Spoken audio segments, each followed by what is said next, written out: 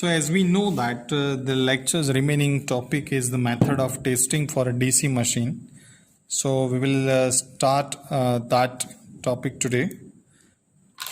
So you know that there is a three type of testing methodologies available for the DC machine. First method you can say the direct methodology. Second one is the indirect methodology. And third one is called the regenerative method. So among them, first we will start the first methodology. That is in that first method we have to start, that's called the direct load test. Direct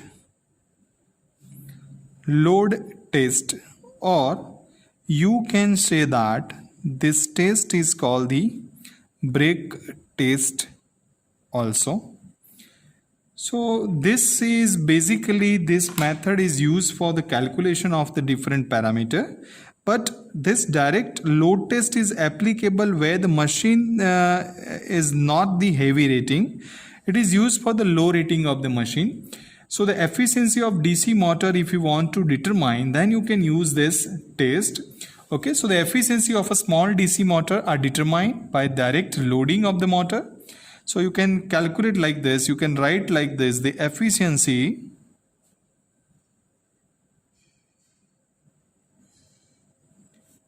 of the small DC motors are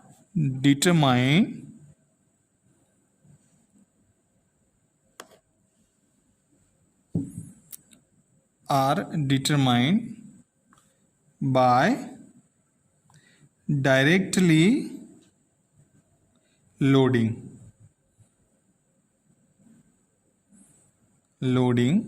the motor. So the load test on a DC motor is performed to determine its performance characteristic and efficiency at the various load. You can apply the various load, and when you are applying the various load, then finally why we are applying this various load? Because we want to determine the performance characteristic and efficiency of the various load. Okay, so why we are doing this? Because we want to find out the performance characteristic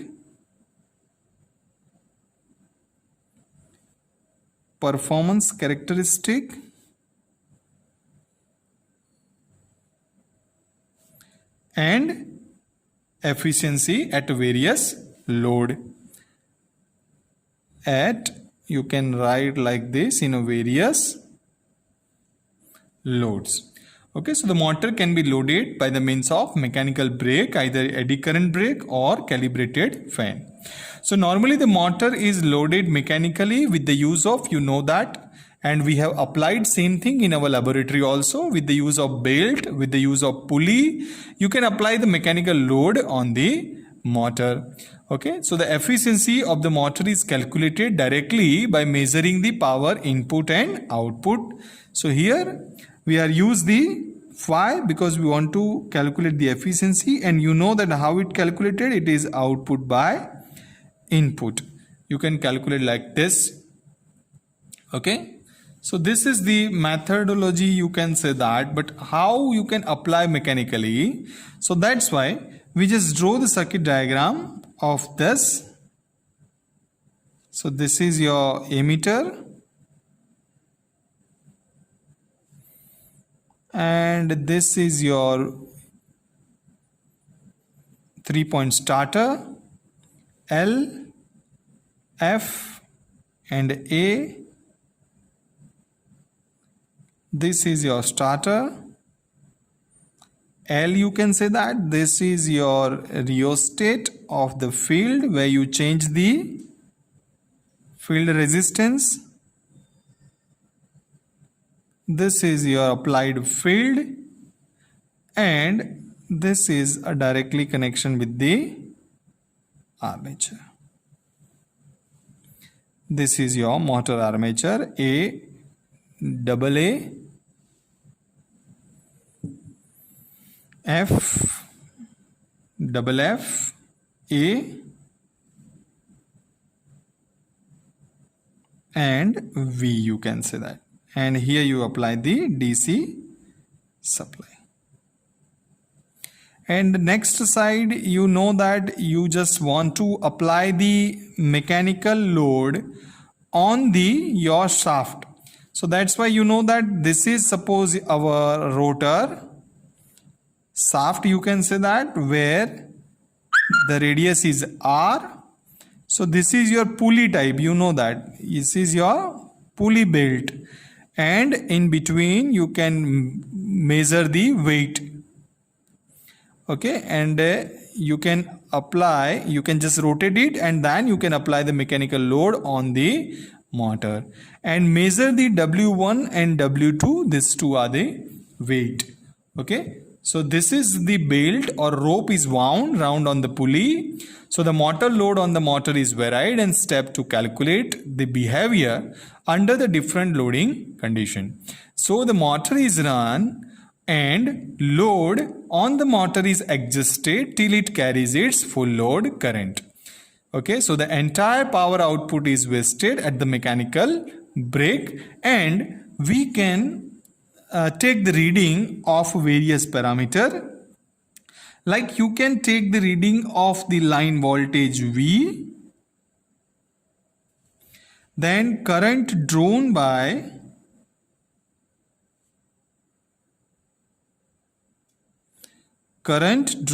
motor I,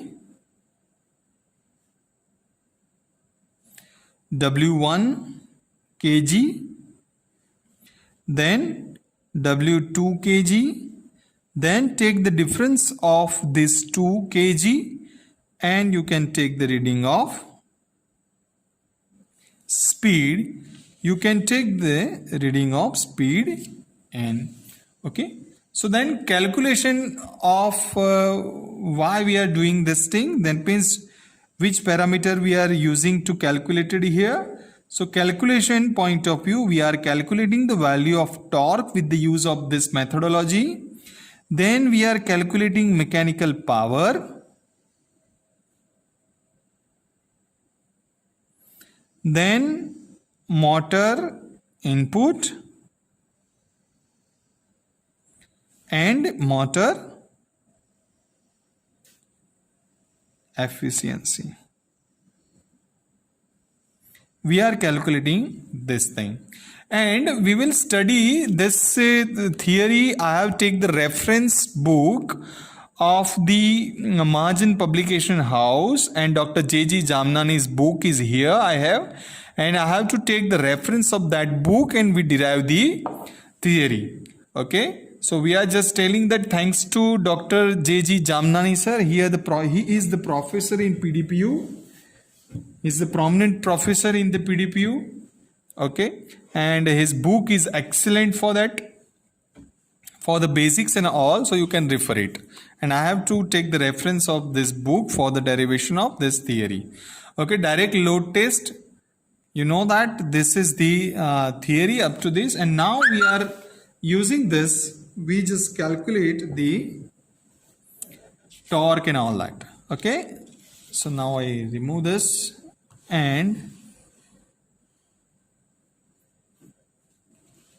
okay, now we have everything we have. So you all know that. So W1 and W2 are the two tensions in kg. Okay, and this two spring balance provided in two sides of the belt. So the net force, now we calculate the net force F on the pulley is W1 minus W2 kg. Now you know that we have previously derived the torque equation. So same we use here. What is the load torque? So you know that torque is nothing but the force into radius. And what is force? Force is W1 minus W2 into R kg into meter. And you know that the 9.81 W1 minus W2 we are converting in the Newton into meter, radius Newton into meter, where R, what is R? R is nothing but it is the radius of pulley. Okay, now we calculate the mechanical torque. PM is nothing but the load torque TL into omega. Same theory we have derived previously also. So you know that what is TL? We calculate the PM 9.81 W1 minus W2 R into 2 pi n, where n is nothing but it is the speed of the motor in RPS. Now you know that now we have everything. What is the power input? Electrical. This is the mechanical power. So we know that the power input to the motor PI is nothing but what is VL, supply voltage and current, where I is the input current drawn by the motor.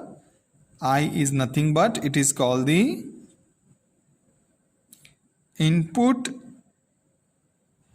current drawn by motor. Now what is motor efficiency? Motor efficiency time is equal to PM by PI. So as you know that what is PM? 9.81 into 2 pi small r W1 minus W2 divided by VL into I. So the answer is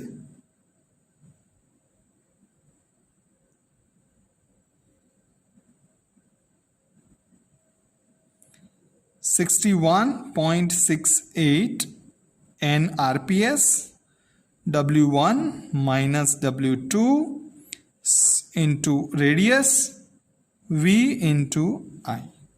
This is the mechanically efficiency calculation.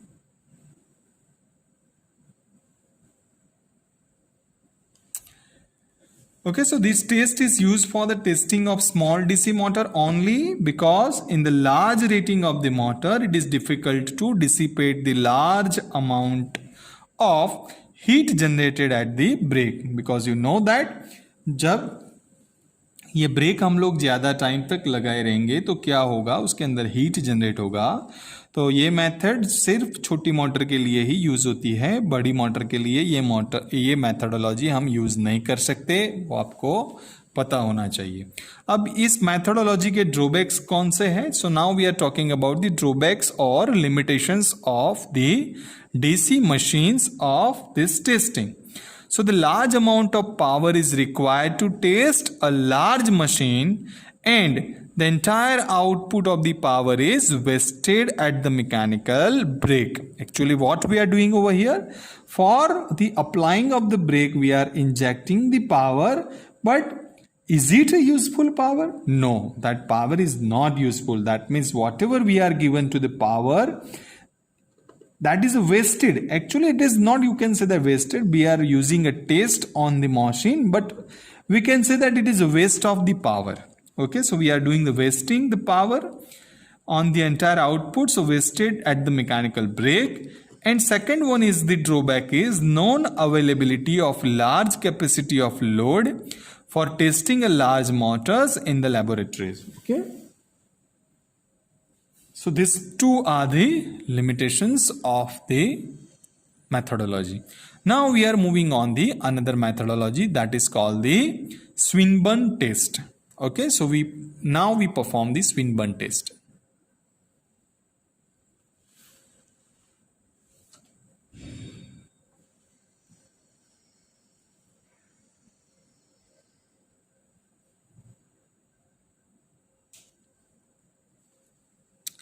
So next is Swinburne test, and you know that Swinburne test is indirect test. This is not direct test, this is the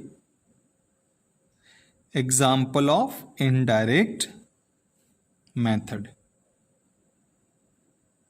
Indirect method, that means without loading the machine. Without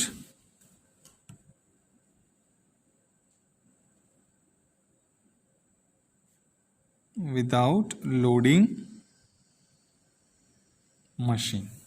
So for finding out the efficiency of a DC machine, what we are doing, so in this method we are not applying the direct load, we are indirectly apply the load.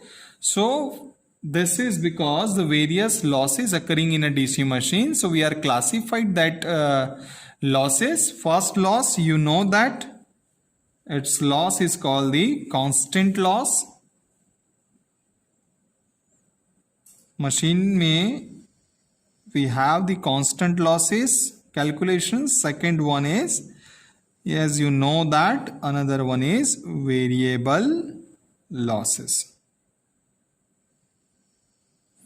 And you can also say that variable loss is nothing but it is your armature circuit loss also.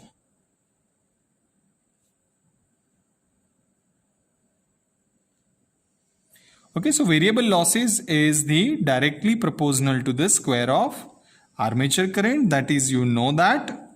Okay, so that's you variable loss VL. You know that directly proportional to the square of your armature current, which is vary with the load. That means you know that this is the change when load change. So the constant losses are independent of the load. Okay, constant loss is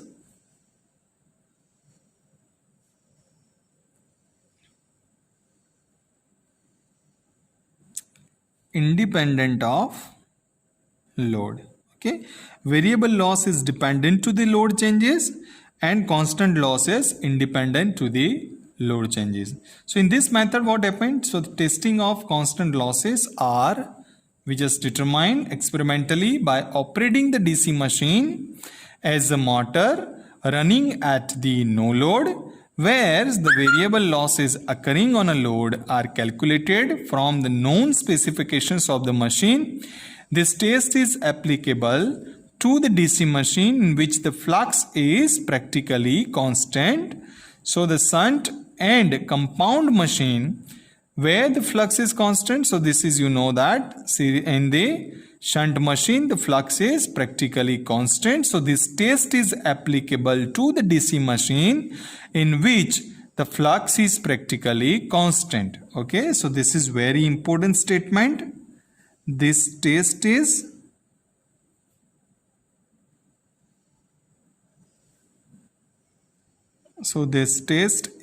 applicable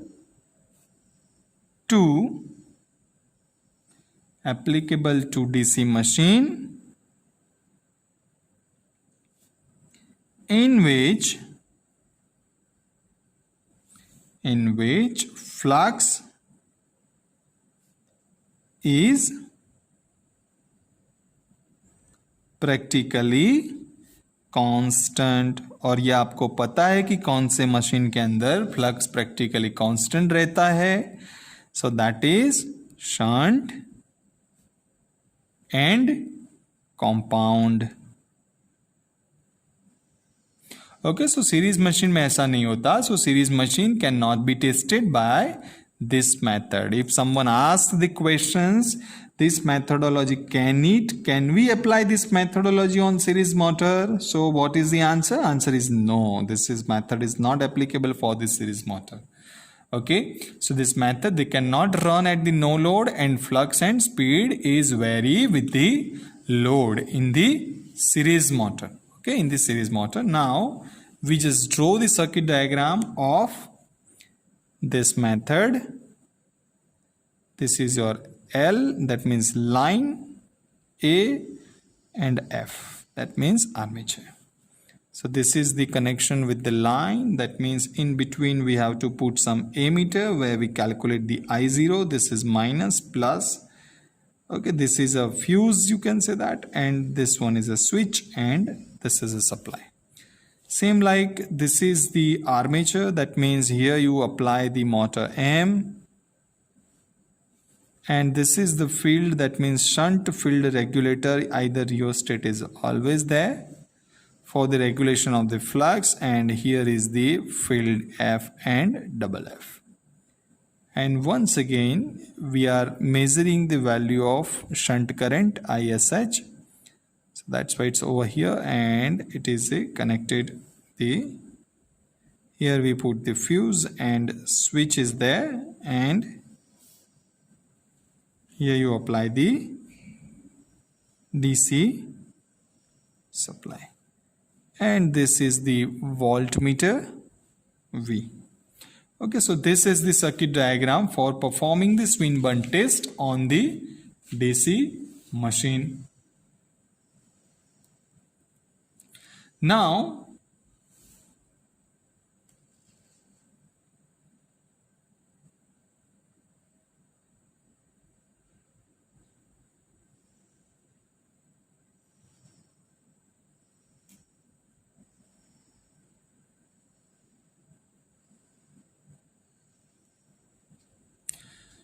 Now we are run this motor at the no load.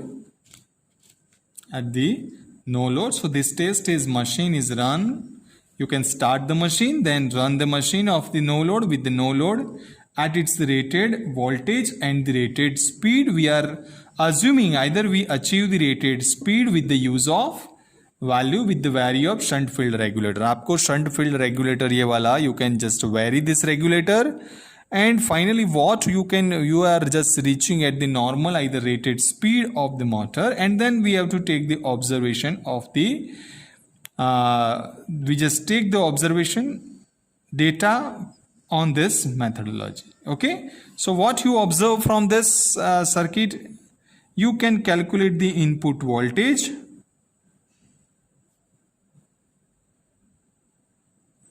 क्या मिलेगा answer? Input voltage is V.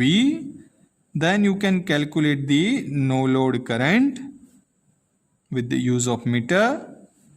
कितना होगा? तो I0 ampere मिलेगा. And you can calculate the shunt field current ISH ampere. Okay, so power input to the armature at no load supplies are the following. Now we are calculating some different parameters with the use of this data. Now we have this three data, and according to this three data we are calculating the different parameters. So the power input,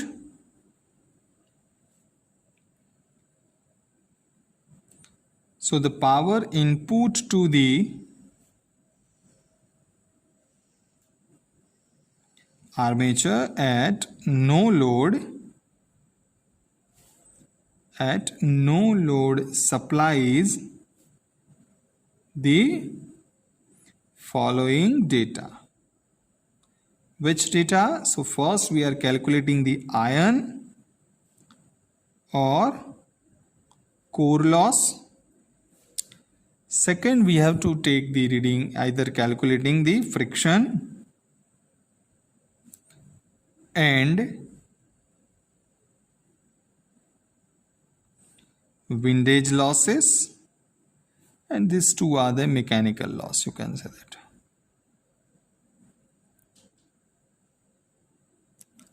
You can say that these are the mechanical loss. And third one we are calculating is no load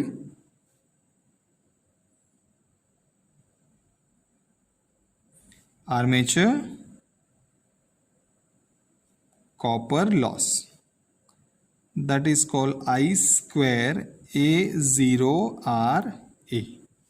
Okay, so the power input to the DC motor at no load is, you know that. Now we are calculating the different parameters. So as we know that the power input to the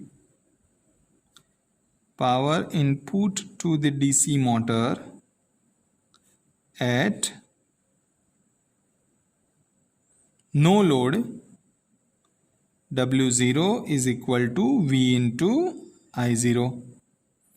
Now armature copper loss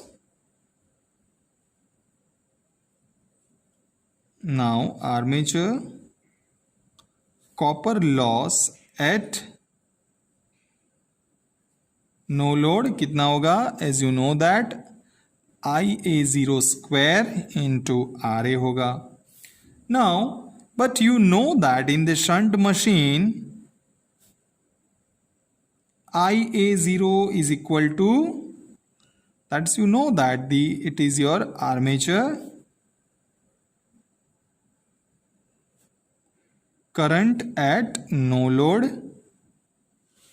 Armature current at no load, but you know that IA0 is nothing but it is I0 minus ISH. So the constant loss of the machine, which are the constant loss? Constant loss of the machine is nothing but it is V I0 minus IA0 square into RA. These are, you can say that, constant loss of the DC machine. Since the constant loss are known, the efficiency of the machine at any load can be determined. Okay, so now you can say that क्या known होगा? If we know the constant losses,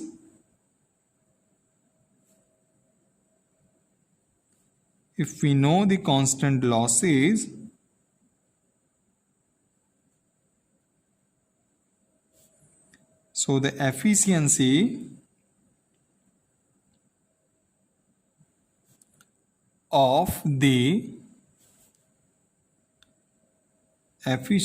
of the machine at any load can be determined. Okay, how? So you know that IL is the load current at which the efficiency of the machine is required. Okay, so that is, you know that કે તમારે ક્યાંથી કેટલા load current ઉપરથી efficiency calculate કરવી છે. Okay, so for that you can calculate the armature current also. What is armature current? Armature current IA is IL minus ISH if the machine is motoring. Either this test is applied for the generator, then you know that this is your plus. This equation is used for the motor and this equation is used for the generator. Okay, so when the machine is loaded, the temperature of the armature and the field winding increases due to the copper losses. In calculating the copper losses, hot resistance should be used. The hot resistance of the winding can be calculated by using the following. I am writing the equations over here. So that is, you know that well-known equation R2 by R1 for the temperature changes 1 plus alpha 0 T2 divided by 1 plus alpha 0 T1. Or you can use this equation R2 is equal to R1 1 plus alpha 0 T2 minus T1, where T1 is the cold temperature of the winding, T2 is the final temperature of the winding, R1 is the initial or cold resistance of the winding, R2 is the hot resistance of the winding, alpha 0 is the temperature coefficient of the resistance. Okay, so resistance by VI method, you can calculating the resistance. Okay, which is the best method? Which is the best method for calculation? VI method is the best method for the calculation. So RDC is equal to VDC divided by IDC. Now this data all you know that, and now we are calculate the efficiency.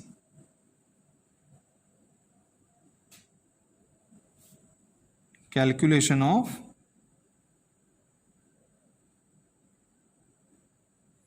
efficiency when running as a motor. So as we know that power input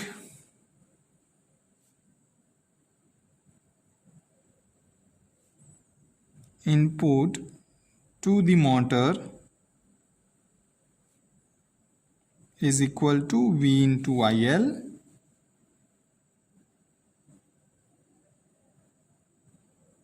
Armature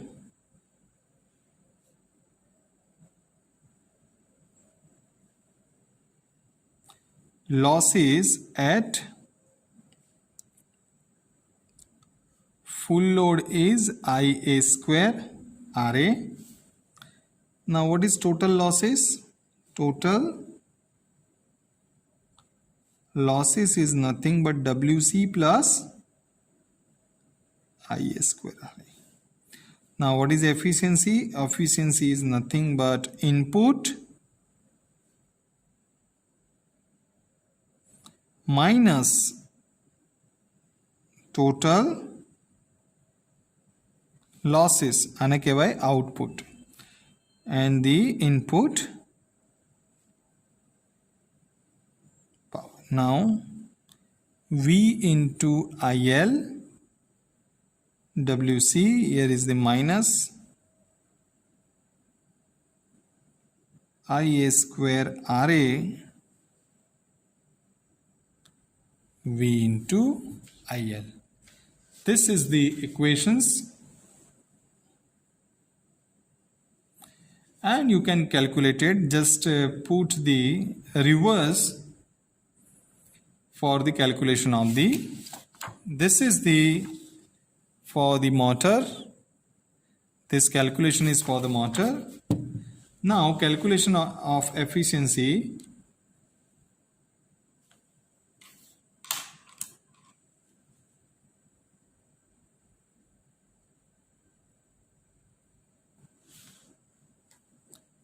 calculation of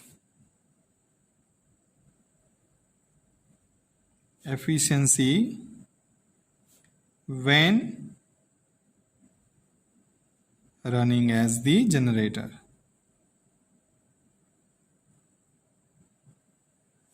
Okay, so where the output of the generator, where we are focused on the output of the generator, that is V into IL, and that is, you also know that the total losses is WC plus IA square RA. Okay, where IA is equal to IL plus ISH.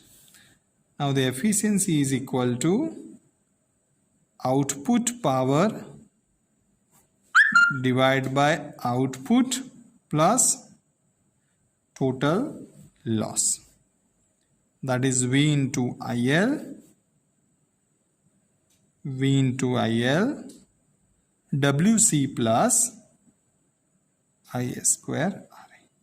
Okay, so this is the equations for the generator. So you know that the advantages of this Swinburne test is, this test is very simple and convenient, you can say that.